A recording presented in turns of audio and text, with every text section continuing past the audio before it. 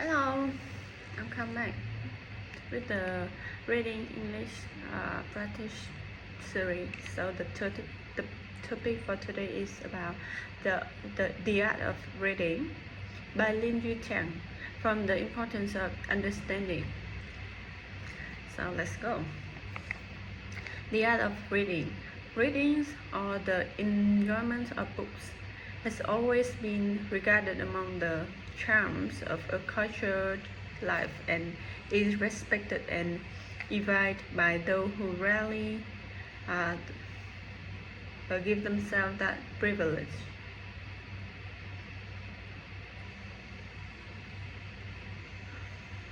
This is easy to understand when we compare the difference between the life of a man who does no reading and that of a man who does. The man who has not the habit of reading is imprisoned in his immediate world in respect to time and space. His life flows into a set routine. He is limited to contact and conversation with a few friends and acquaintances, and he sees only what happens in his immediate neighborhood. From his prisons there is no escape, but the moment he takes up a book, he immediately enters a different world. And if it is a good book, he is immediately put in touch with one of the best talkers of the world. This talker leads him on and carries him into a different country or a different age, or unburdened to him some of his personal regrets, or discuss with him some special line or aspect of life that the reader knows nothing about. An accident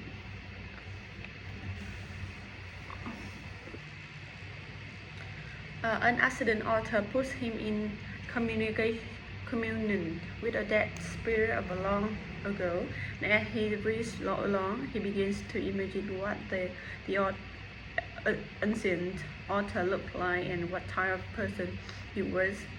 Both Mrs. and Suna Chan, China's greatest historian, have expressed the same idea. Now to be able to live 2 hours out of 12 in a different world and take once though of the claim of the immediate present is, of course, a privilege to be envied by people shut up in their bodily prison. Such a challenge of environment is really similar to travel in its psychological effect, but there is more to it than this. The reader is always carried away into worlds of thought and reflection. Even if it is a book about physical events, there is a difference between seeing such events in person or living through them and reading about them in books. For then, the events always assume the quality of the spectacle, and the reader becomes a spectator. The best reading is therefore that which leads us into this contemplative mood, and not that which is merely occupied with the report of events. The tremendous amount of time spent on newspaper I regard as not reading at all. For the average readers of paper are mainly concerned with getting reports about events and happening without contemplative value. The best formula for the object of reading, in my opinion, was stated by Huang Shanku, the Sampo and friend of Su Tungpao. He said, a scholar who hasn't read anything for 3 days feels that his talk has no flavor, become insipid, and his own face become hateful to look at in the minor. What he means, of course, is that reading gives a man a certain charm and flavor, which is the entire object of reading, and the only reading with this object can be called an art. one doesn't read to improve one's mind, because when one begins to think of improving his mind, all the pleasure of reading is gone. He is the type of person who says to himself, pleasure of reading is gone. He is the type of person who says to himself, I must read Shakespeare, and I must read Suffolk, and I must read the entire five-foot set of Dr. Eliot, so I can become an educated man. I'm sure that man will never become educated. He will force himself one evening to read Shakespeare's Hamlet and come away as if from a bad dream with no greater benefit than that he is able to say that he had read Hamlet. Anyone who reads a book with a sense of obligation does not understand the art of reading. This type of reading with a business purpose is in no way different from a senator's reading up on files and report before he makes a speech.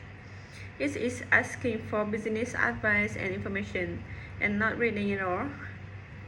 Reading for the cultivation of personal charm of appearance and flavor in speech is then, according to Huang, the only admissible kind of reading. This charm of appearance must evidently be interpreted as something other than physical beauty.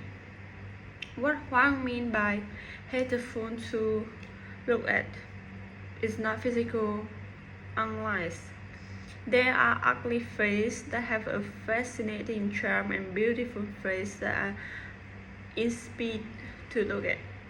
I have among my Chinese friends one whose head is shaped like a boom, and yet who is nevertheless always a pleasure to see. The most beautiful face among West authors so far as I have seen them in pictures, was that of G.K. Chesterton. There was such a diabolical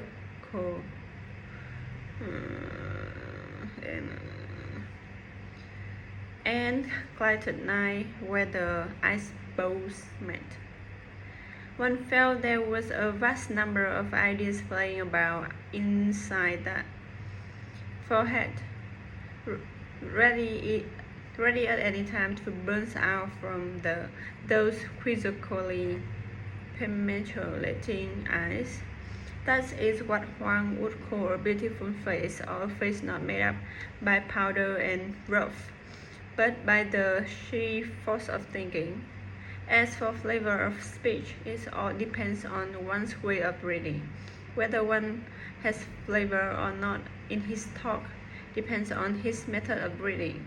If a reader gets the flavor of books, he will show that flavor in his conversations, and if he has flavor in his conversation, he cannot help also having a flavor in his writing.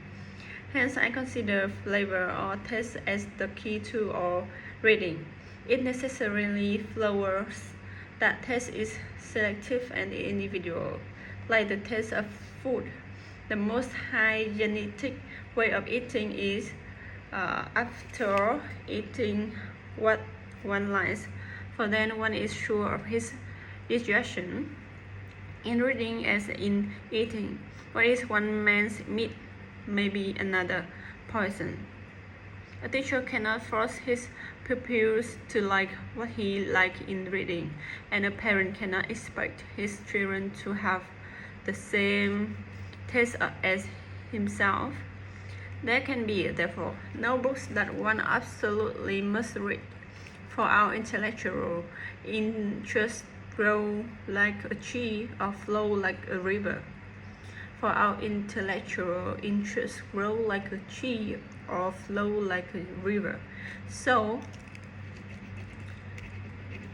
long as there is proper shape The tree will grow anyway, and so long as there is fresh current from the spring, the water will flow. When water strikes a granite cliff, it just grows around it. When it finds itself in a pleasant low valley, it stops and meanders there a while. When it finds itself in a deep mountain pond, it is content to stay there. When it finds itself traveling over the rapid, it hurries forward. Thus, without any effort or determined aim, it is sure of reaching the sea someday. Wow, that's passage. So meaningful. I regard the discovery of one flavor author as the most critical event in one's intellectual development. There is such a thing as the affinity of spirits, and among the authors of ancient and modern times, one must try to find an author whose spirit is akin with his own. Only in this way can one get any real good out of reading. One has to be independent and reach out his master, who is one's favorite author. No one can tell, probably not even the man himself. It is like love at first sight. It is like love at first sight. Love at first sight. The reader cannot be told to love this one and that one, but when he has found the author he loves, he knows it himself by a kind of instinct. We have such famous cases of discoveries of authors. Scholars seem to have lived in different ages, separated by centuries, and yet their modes of thinking and feeling were so akin that their coming together across the page of a book was like a person finding his own image. Jill Elliott described her first reading of Rousseau as an electric shock. Nietzsche felt the same thing about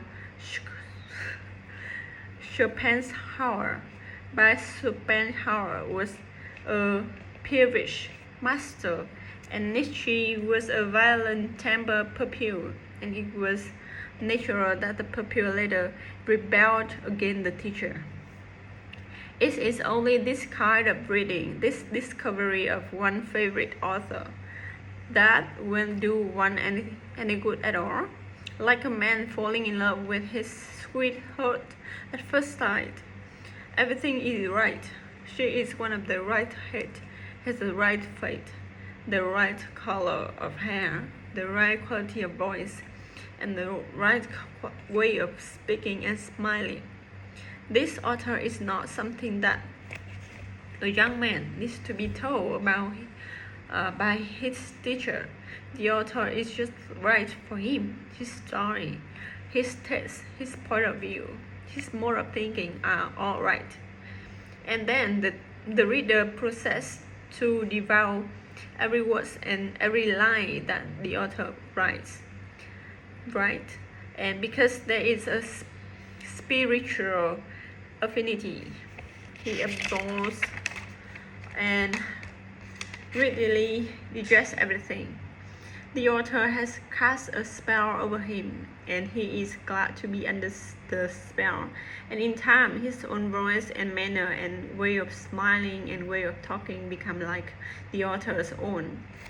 Thus, he truly steeped himself in his literary lover and derives from these books sustenance for his soul.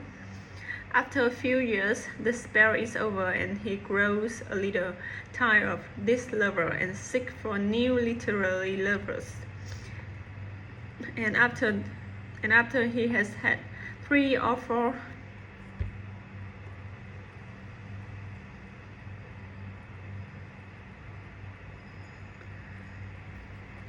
complete eating them up, he emerged as an author himself. There are many readers who never fall in love, like many young men and women who flirt around and are incapable of forming a deep attachment to a particular person. They can read any and all authors, and they never amount to anything. Such a conception of the art of reading completely precludes the idea of reading as a duty or as an obligation. In China, one often encouraged students to study bitterly. There was a famous scholar who studied bitterly and who stuck an R in his core when he fell asleep while studying at night. There was another scholar who had a maid stand by this side as he was studying at night to wake him up every time he fell asleep. This was nonsensical. If one has a book lying before him and falls asleep, while some wise Asian author is talking to him, he should just go to bed. No amount of sticking an oar in his calf or of shaking him up by a mat will do him any good. Such a man has lost all sense of pleasure of reading. Scholars who are worth anything at all never know what is called a hard-grained or what bitter study means. They merely love books and read on because they cannot help themselves. What then is the true art of reading? The simple answer is to just take up a book and read when the mood comes, to be thoroughly enjoyed. Reading must be entirely spontaneous. Finish. Thank you for the reading of today and hope to see you tomorrow. Keep doing it frequently every day and posting, and you can improve your speaking and reading skill. Yeah, see ya.